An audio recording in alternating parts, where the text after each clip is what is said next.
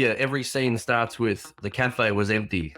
No matter what the problem is, there's like, okay, so what can we do? Well, hopefully no one dies on the set coming up. Fingers crossed. I could call him and say, Ian, I'm dead. I'm no longer alive. And he'd be like, okay, brilliant. This is what we need to do now. It's a challenge, but it's a freeing challenge. Yeah, I think. If you want it to happen, if you really want it to happen, then you'll find a way to make it happen. It's too hard. Like to make a film, it's ridiculously difficult. It's insane even to try it. Today, I'm going to be talking to Adam Morris. He is a musician, a novelist, a filmmaker, and he has also started a new organization called the Great Southern Film Co-op, which is essentially a group of businesses funding independent films. Starting only a couple of years ago, Adam is already onto his third feature film. He has raised hundreds of thousands worth of support for these films, and he also has a goal to create 10 films in 10 years. Tell us a bit about how you got started with making movies, and what was your first introduction to it, and when did you first make the decision to become a filmmaker? I think I probably made the decision to be a filmmaker when I was about 16. Yeah, and then cool. it took me about 24 years to get the courage up to actually do it. Uh, I loved watching. I think I fell in love with film over every other art form first. So I grew up in Hillary's in like the 90s, pre-internet 90s. There was nothing going on in Hillary's. Yeah. Very, very new suburb, right on the outskirts of Perth. But we had a really good independent video shop up in Whitford City and a really good library. So yeah, everything that I could get my hands on was just so much more interesting than anything that was going on in Hillary's at the time. So I just dived into that, and then I always thought I'd really like to do it, but I was quite shy. And then obviously in the 90s to make a film was really quite expensive as well. Yeah. Yeah. So then I went down a few other roads, and then when COVID hit, I had just released my last novel had come out, but then we got shut down, and I was going to go on like a little book tour and play music at like wineries and art centers and nice little book, it was all very nice. But we only got to do one, and then you couldn't leave the house. So then it was like, all right, what are we going to do now? And then my dad was always giving me grief about how come you never ended up making a film. And I'd be like having arguments with him saying, I'm a novelist, Dad, I've been doing something. Then I was, okay, well. Parents, they don't get it, do they? I know, there's never enough. Never enough. Yeah. Why would you love me? Yeah, exactly. He really liked Frank and Frank, so yeah. Okay. I think I finally got the approval I've been looking for. So I didn't really have anything to do, so I thought we'll try the filmmaking. So we just kind of just dived into it. Bought a camera and bought a microphone and finished the screenplay and then sent it out, and that was kind of it. Yeah, cool. So you kind of got started around the COVID time. Is that it? Yeah, exactly. In 2020, halfway through 2020. Yeah. It's so interesting too, because I feel like so many people that I've talked to recently, like before COVID, they weren't really anything. And then during COVID is like when they started building, and now suddenly there's all this like post-COVID stuff happening with film. So yeah. We can love me and love those people. Yeah. I mean, I was nothing before COVID, Aidan. I was nothing. Yeah. Yeah. Cause like during COVID, that's when I was making my film as well, and okay. Before that, maybe a couple of short films here and there, but the first sort of like proper big project, and you must have been like, you must have been working hard because you're already onto your like third feature film. Yeah. I like to kind of just, when I start something, I like to just jump into it and just completely immerse in it. So I just don't see any other point in, I don't see the point in waiting. I've been like in the film industry, quote unquote, for like a couple of years, and I've spoken to people at the very beginning of that time who were, raising money and developing an idea to turn it into a short film, and they still haven't made the short film, and it's been literally we're going into the third year, and it's kind of what are you how hard is this? Like, what are you doing? I think some people just like to be in the scene. I don't know. They just like to call Hmm. themselves a filmmaker. Maybe that's enough.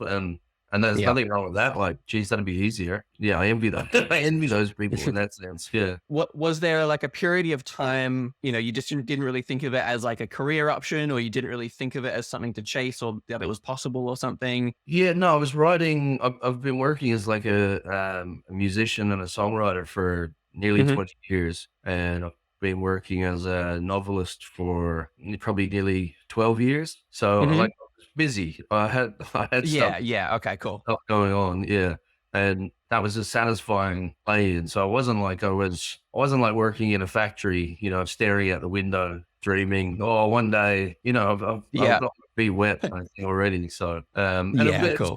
it was just a scary thing to, yeah, you either had to do it or you either had to just let it go completely. So, and like I said, the timing was right when COVID hit. I had just released that novel, and the next novel that was going to give to the publisher was already written.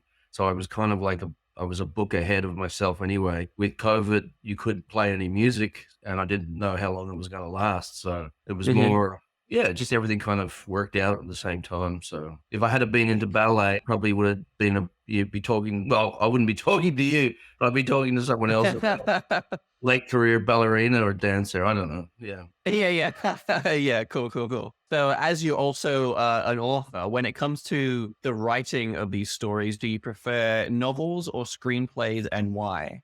There's a lot more space in the screenplay. There's a lot when you write a novel and you hand the novel into the publisher, what ends up on the bookshelf is 95% of what you've done, and you and Yeah, the cool. publisher and Okay. the editor tighten it up a little bit, but that's kind of it. Right. And Yep. there's a lot of freedom in that, and there's a lot of pressure in that because you've only got Hmm. one tool to create the artwork, which is language, and that's all you've got. You've got Yeah. nothing else. Whereas with screenwriting, even though I would say it's 50% of the film, it's so important. It actually is only about 5 or 10% of the finished product. So you've got so much more things to Yeah. throw at it.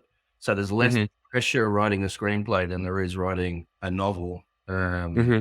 So yeah, it's a weird thing. There's a lot less words. It's physically like a tenth of the size of a novel as well. So Yeah. you can write them much quicker than you can a novel. Yeah, it's an odd relationship that to compare the two. The best thing about film is you get so much help making them.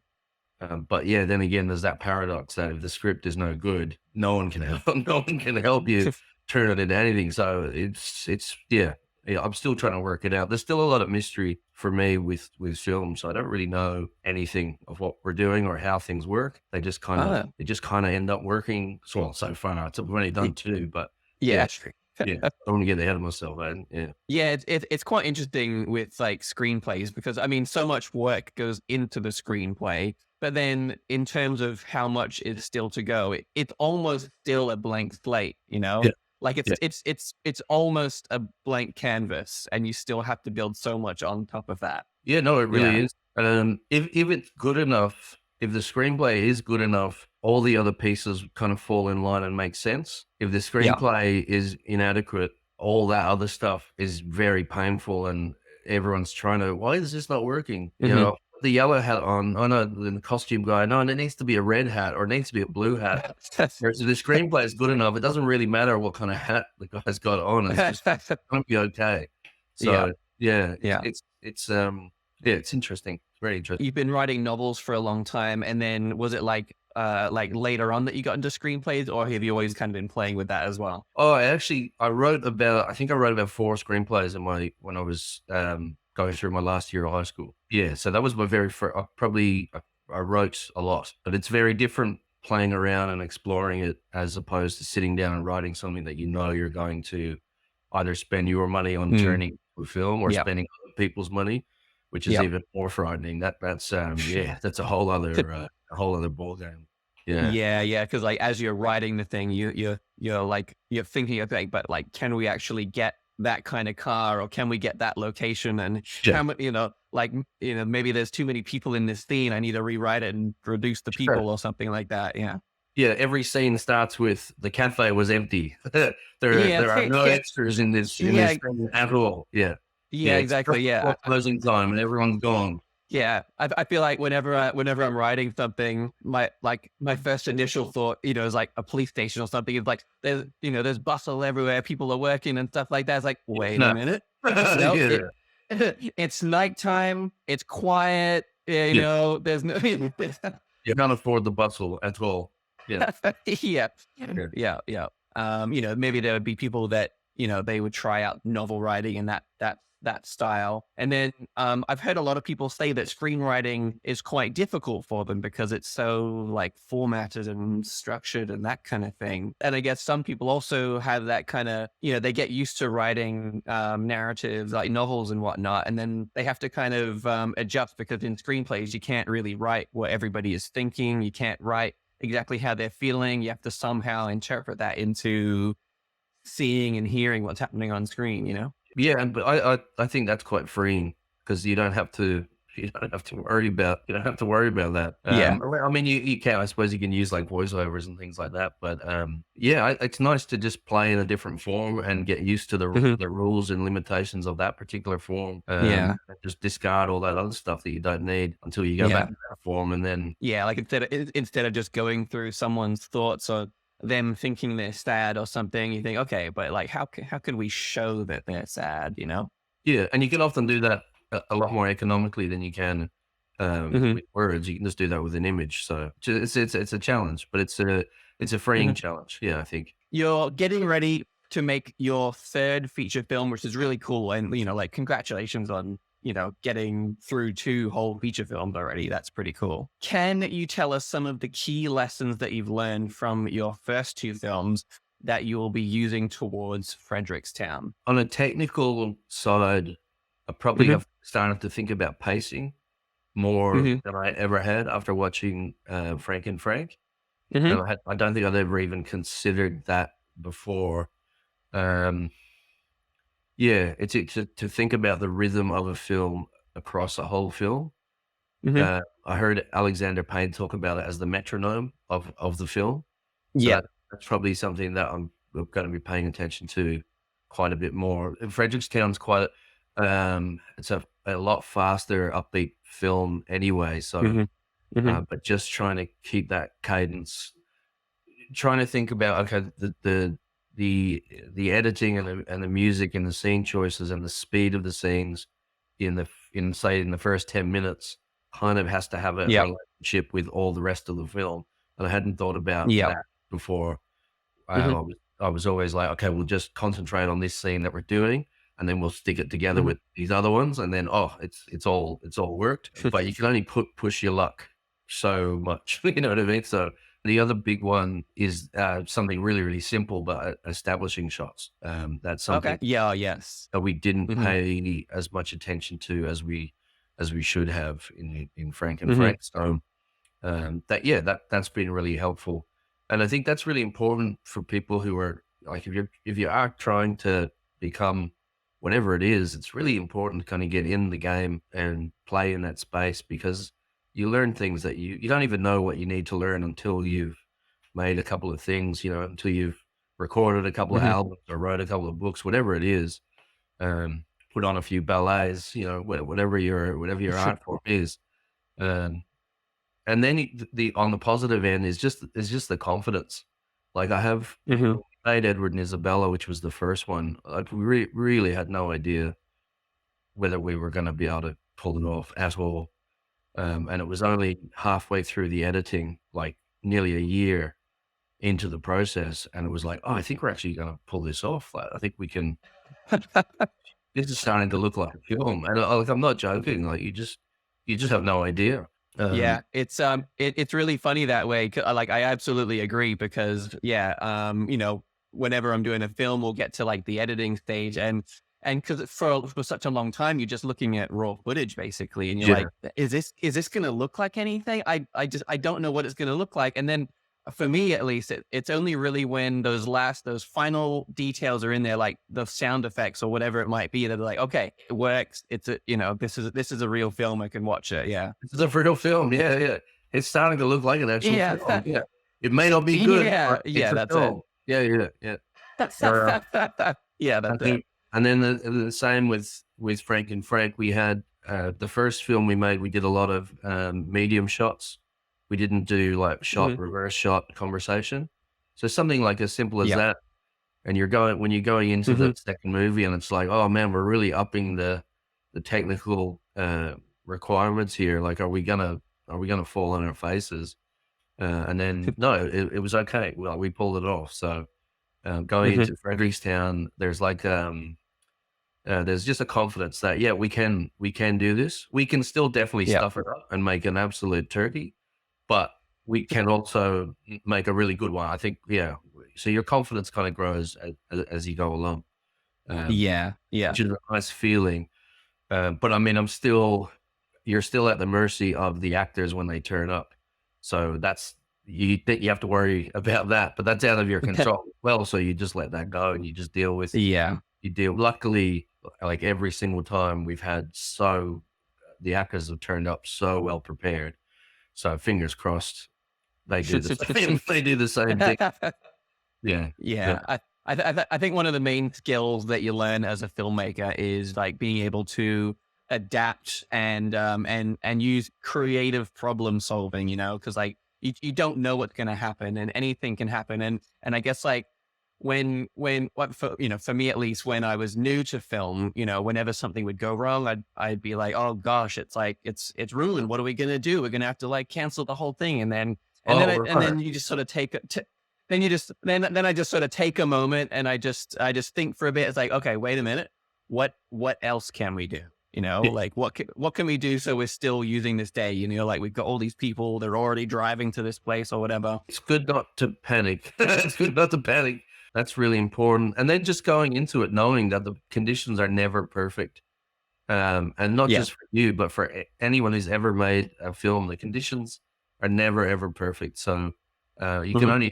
you can do the best you can with what you have Yeah. at all times, whether you have a multi-million-dollar budget or you know. So yeah, just kind of relax and lean Hmm. into it and then embrace Yeah. the kind of the chaotic nature of it. And if you can get yourself like you're a producer, if you can get yourself into that head space where anytime there's a problem, it's not a problem, it's just like an opportunity to be creative, Yeah.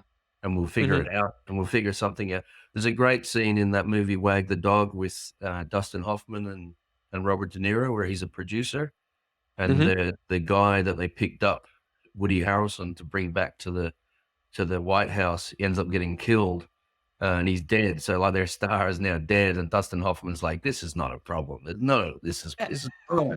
This is actually a good thing." And that's kind of how you have to think as the Yeah. producer is just no matter what happens, yeah, it's okay. We'll figure something out. I'm quite fascinated to see those situations when, yeah, like a main cast member or someone will die, like they're not coming back, and then somehow these filmmakers still find a way to finish it. You know, like I think the first example of that I saw was in Gladiator with the Oh, Oliver Reed, yeah, exactly, and because like you know I watched it so many times and I had no idea, and then someone told me that I was like, what?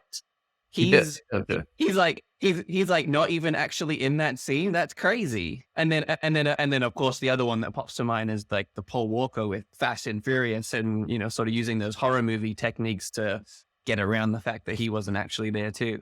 Yeah. Well, hopefully no one dies on the set coming up, Aiden. Hopefully, Fingers crossed. Yeah, yeah, yeah. Maybe there's a few sick days or something, but yeah. we want to be in the news stories for the right reasons. Yeah, exactly. Yeah. No, yeah.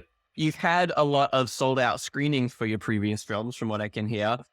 Can you tell us a bit about your experience with finding distribution? So, what were the challenges and how did you overcome them? Well, like with everything else we do, we get a lot of help from people. So, Ian Hale and Susie Warner are well, Ian Hale's our distributor through Halo Films, and then Yeah. Susie Warner is was a producer on Frank and Frank, and her kind of main producer role was to help when the film came out to help roll that out. Um, Hmm. and then when you have no budget, like I think it's called the P&A, which is like the marketing budget for films. So Right. Yeah. most P&A budgets are larger than the budget of to actually make Frank and Frank. So we didn't have Hmm. any, we had nothing at all. So we really just rely on, if you have a screening, say we've got the Mundaring screening coming up. So Yep. we're gonna, you find out, okay, how many seats are in that theater? All right, how do we get 200 people or 300 people to Mundaring on that particular day? Hmm. And it's really just a case of, through social media, trying to target the groups who are on social media in that area, and just Yep. keep repetitively inviting them and inviting them.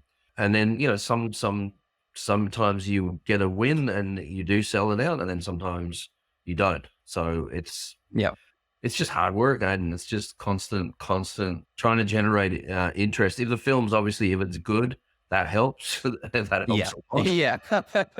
and word of mouth helps a lot. Just we just got nominated for best film nomination for the Oscars coming up, so Yeah. that's Cool. like, yeah. So we make a little poster with that on it, that news on it, and then we try and target that Mundaring area. Hey, come and see this Yeah. film Cool. that just got Hmm. nominated. And it's really slow, hard work to Hmm. do that end of it. So, but Hmm.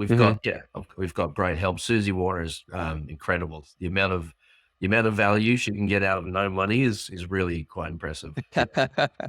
And Yeah. Cool. he's the same. He's got so much energy and so much love Hmm. for not just my film, but all the films that he has through Halo. So he's Hmm. constantly pushing and promoting everything. So yeah, there's no magic formula. I mean, I suppose if we had like a $300,000 marketing budget, and then we could just it'd be on the bus as a drive, Billboards. Yeah.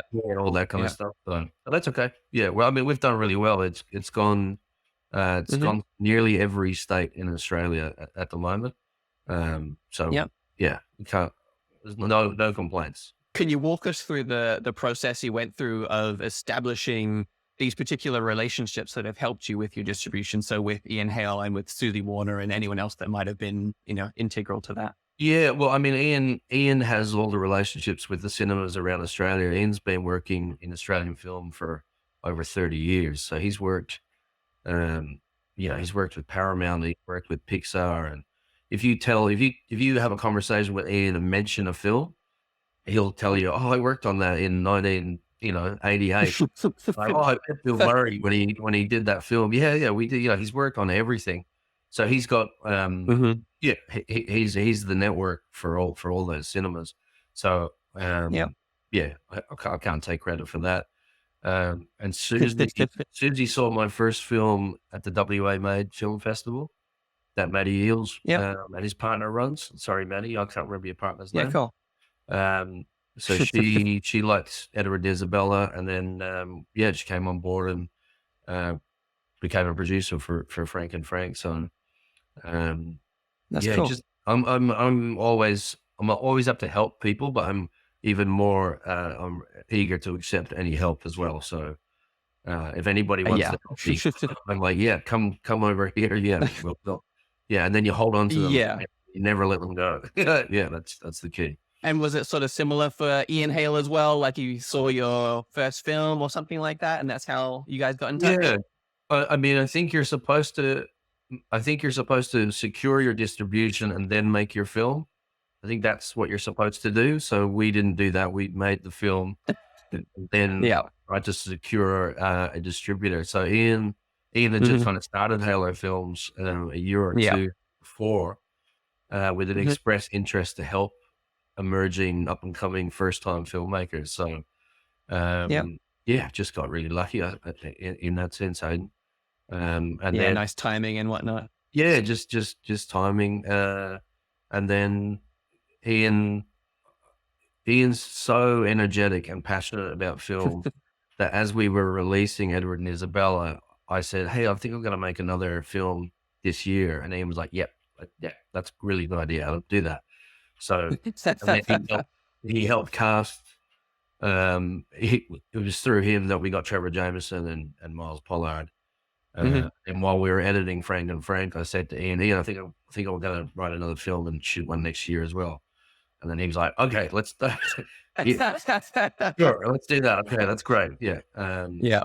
So yeah, it's just, that's, that's kind of how that works. Yeah. Yeah, Oh, great. Ian's great. Like I see it, I had a chat with him and I see his socials and just, how he's sort of helped start so many different film projects and so many different Yeah. filmmakers as well. So Yeah. yeah, And it's really cool. he's a great one for that producer's mindset where nothing is a problem. Like I could call him and say, Ian, I'm dead. I haven't, I'm no longer alive. And he'd be like, okay, brilliant. This is what we need to do now.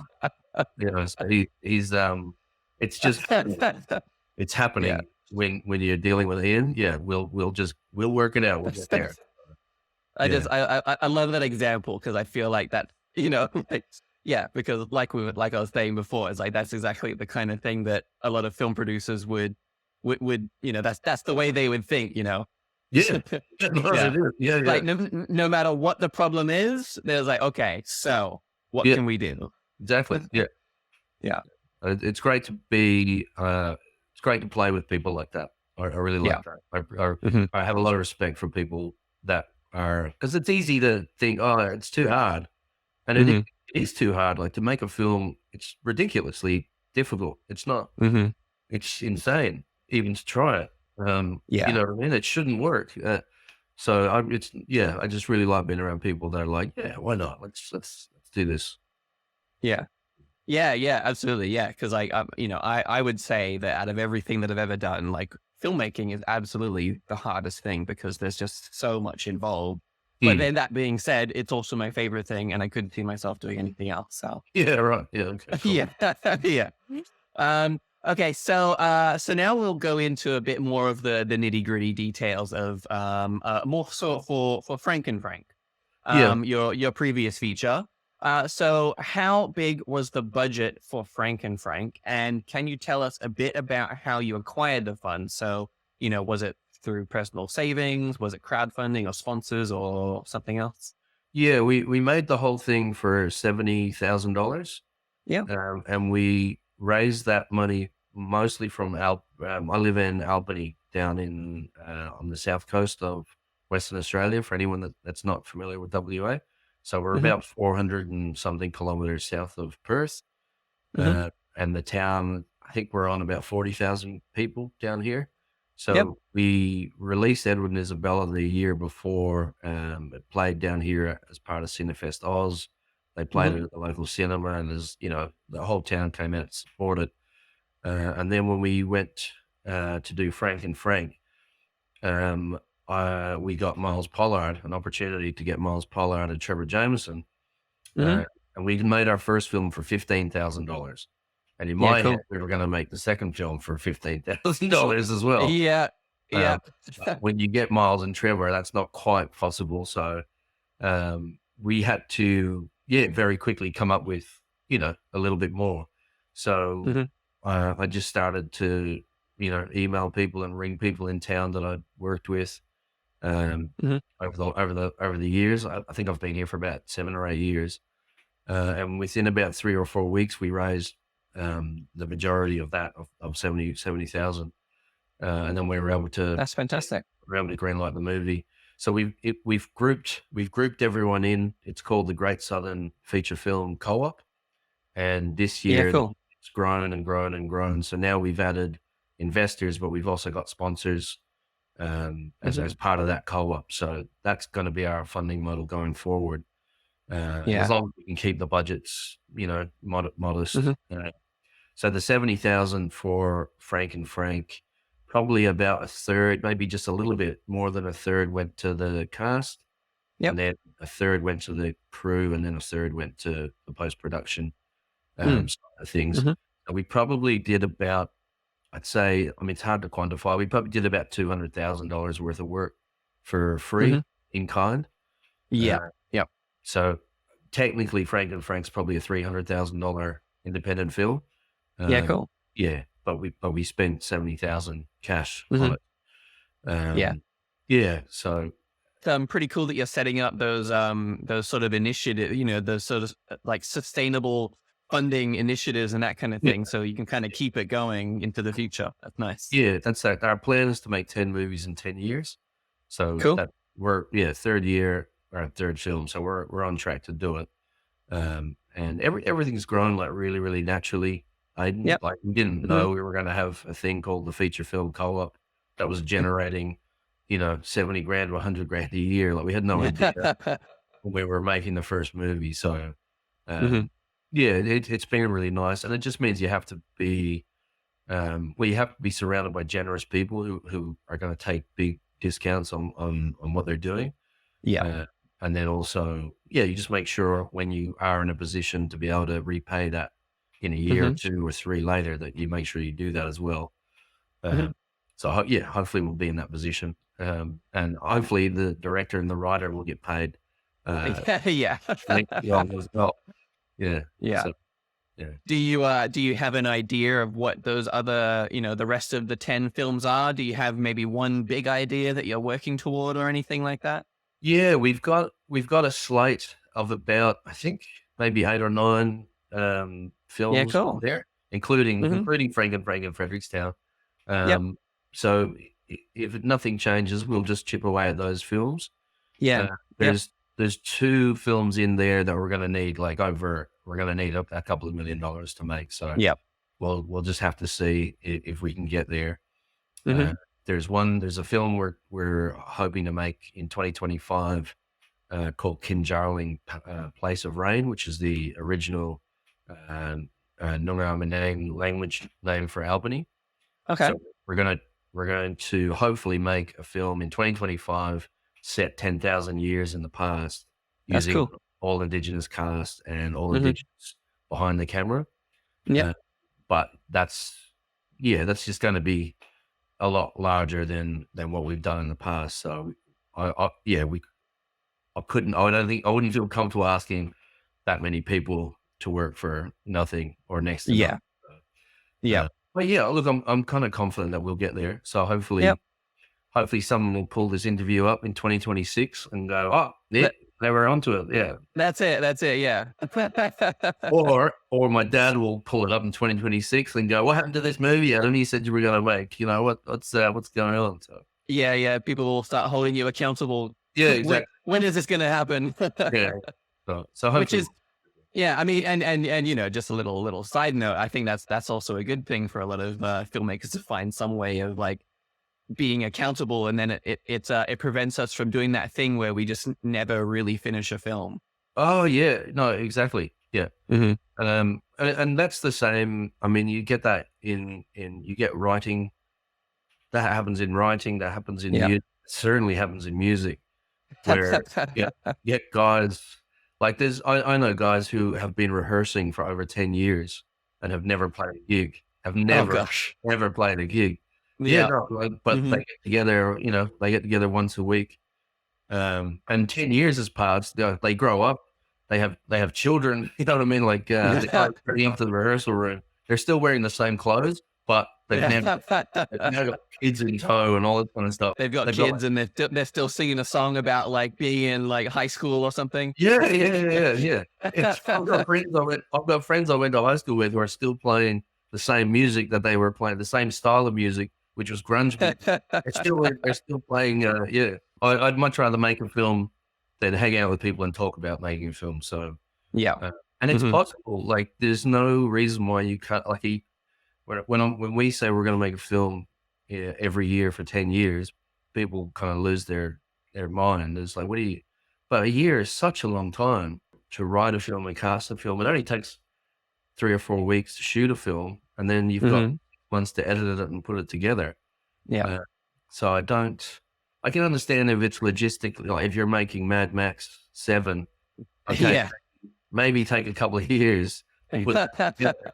But if you're Yeah. making like these, independent films about relationships, I think you can probably lift your game and make one. Like you can. Yeah. Yeah.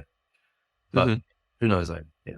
Yeah, like I see a lot of people, they want to make something, but they're just not sure how they can fit it into their day. Yeah, like one of the main things that I learned from making films is scheduling. And because I can do that, I've got like a full-time job, and then I've got a business, and then I'm also trying to make films, and then I'm starting another business and all this stuff. And the reason I can fit it in is, firstly, yeah, from the skills that I learned from filmmaking, but like I am able to fit it in, like I have this time for this thing and this time for this thing. And it's just about like trial and error. And just, if you want it to happen, if you really want it to happen, then you'll find a way to make it happen. Yeah. No, I couldn't agree more.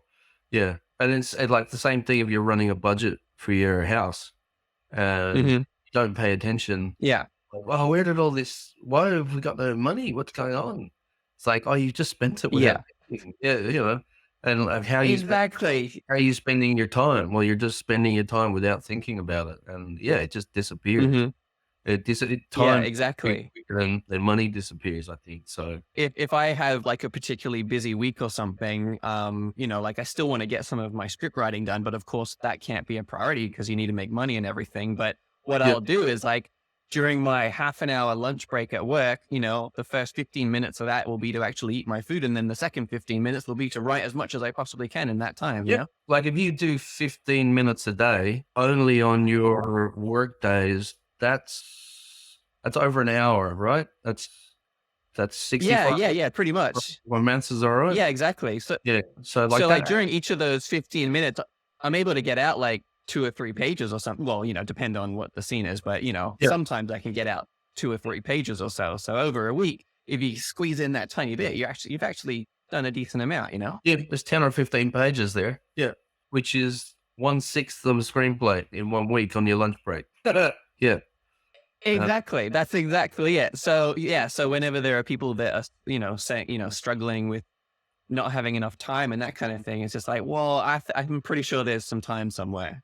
Yeah. Yeah. You really don't need much. And then if you do just set aside, like say that 15 minutes or 45 minutes in the morning or whatever it is, you go to bed an hour later or get up an hour earlier and you're only focused on what you're doing, you're usually you're getting better stuff than if you say, I'm going to spend the entire Friday writing, because you don't spend the entire Friday writing. You spend a bit of Friday on the email and a bit of Friday in the kitchen cooking your breakfast and like do a bit. So it's really cool to focus it and just harness it. And then you like 6 months later you finish. You've got your draft is done. So I've been trialing a new thing for myself. I pretty much only drink water, and then on rare occasions I'll drink something else. But after a while, I started to really enjoy drinking water, and now I don't really want to drink anything else. And like water to me is like delicious and does everything it needs to do. And so I figured with that, it would be the same with how I spend my spare time. So whenever I come home from work, instead of like watching TV and playing video games and stuff like that, I've set a rule. I'm not allowed to do those 2 things anymore. And all I can do is just sit in my room and write, you know, and maybe I won't write anything, but I might write something. And that's actually been amazing. I've actually managed to write a rough draft of a feature film in the quickest time that I've ever done it, in like a couple months, which is amazing. You know, I've never done that before. So good for you. Well done. Yeah. Awesome. Yeah. Coming home and watching TV, death. It's just death. Yeah. It has sort of had the same effect as drinking water. So before, whenever I was writing script, for a while, it would feel like a bit of a chore almost to force myself to write something. Sure. But now that I'm making it so that that's the only thing I'm allowed to do, I'm actually really enjoying writing. And, you know, like I'm at work, it's like, I just want to get home and I just want to like write some more stuff now. So it's actually had a pretty good effect. It also makes the rest of your existence more interesting because you're thinking about it. Yeah. While you're doing like mundane things, while you're on that factory looking out the window, you're thinking about, then maybe maybe they can do this. And so exactly. Yeah. And then if you kind of become that writer, then you don't have to turn yourself into the writer when it's time to write. You just are. That's who you are. You get better at it, better and better at it. Yeah. Oh, that's cool, man. How long have you been doing that for? I've been trying to write story. Well, okay.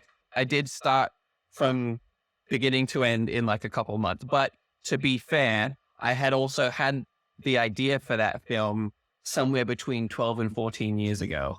Oh, wow. And so I've been thinking about little bits here and there, but I was never really able to figure it all out. And it was only during this last 2 months that I was like, oh my goodness, like I'm connecting everything and it makes sense. And like, this is what was missing. And this is, yeah. So, Yeah, great. That must yeah. feel fantastic.